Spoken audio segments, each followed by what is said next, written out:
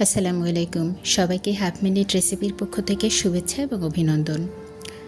রিজিক এমন একটা বিষয়, সেটা যদি দুই পাহাড়ের মাঝখানেও থাকে, আমার জন্য যেটা বরাদ্দ সেটা আমি পাবই।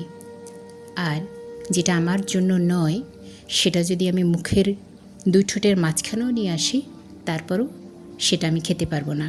এখন রিজিক বলতে শুধু খাওয়াটা এখানে আমি মেন করেছি, কিন্তু এটা দিয়ে আমি একটা এক্সাম্পল দিলাম যে সত্যিকার অর্থে রিজিক হচ্ছে, সবচেয়ে উত্তম রিজিক হচ্ছে নিজের স্বাস্থ্য, এবং এটার জন্য আল্লাহর কাছে প্রার্থনা করা উচিত সুস্বাস্থ্যের জন্য।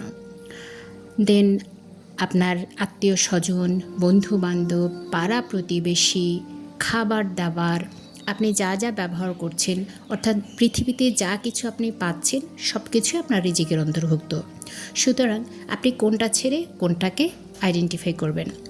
আমরা ম্যাক্সিমাম সময় যেটা ভাবি সেটা হচ্ছে খাবারটাই মূলত রিজিকের কথা আমরা নিয়ে আসি, হয়তো খাবারটাই রিজিকে বরাদ্দ ছিল, রিজিকে নাই, এটা বলে থাকি। কিন্তু আমি কথা বলার একটা কারণ আছে, সেটা হচ্ছে আমি তো বাসাতে ছিলাম, আম্মার বাসায়। তো তখন আমার এখানে প্রচুর আম হয়েছিল।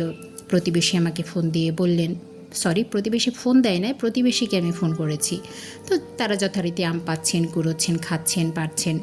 তা আমি ভাবছি এসে হয়তো আমি কোনো আমই বাসাতে পাবো না, কিন্তু আলহামদুলিল্লাহ সেইটি এসে দেখলাম যে উনি আমাকে ছবিও পাঠিয়েছিলেন, হিউজ আম খেয়েছেন আলহামদুলিল্লাহ।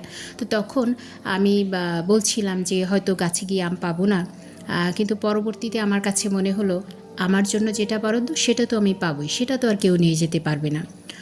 তো আসলেই তাই আমি এসে অবাক হয়ে গেলাম যে আল্লাহ তাআলা আমার জন্য এখনও গাছ ভর্তি আম রেখেছেন। সুবহানাল্লাহ, আলহামদুলিল্লাহ।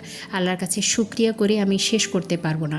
প্রতি বছর যেটা হয়, আমি সবসময় এখানে থাকি। আনফর্চুনেটলি এবার আমি পুরোটা সময় হয়তো অন্য জায়গায় কাটিয়েছি, আম্মার সঙ্গে কাটিয়েছি। সো দ্যাট আমি হয়তো এখানে খুব একটা টেক কেয়ার করতে পারি নাই, কিন্তু আল্লাহ তাআলা নিজের জিম্মাদারিতে আমার জন্য এটা রেখে দিয়েছেন। এটা যে কত বড় প্রাপ্তি, আমি সত্যিই আল্লাহর কাছে এটা নতজানু হয়ে যাই যখনই আমি ফিল করি। আশা করি আমরা সবাই এটা উপলব্ধি করব ইনশাল্লাহ।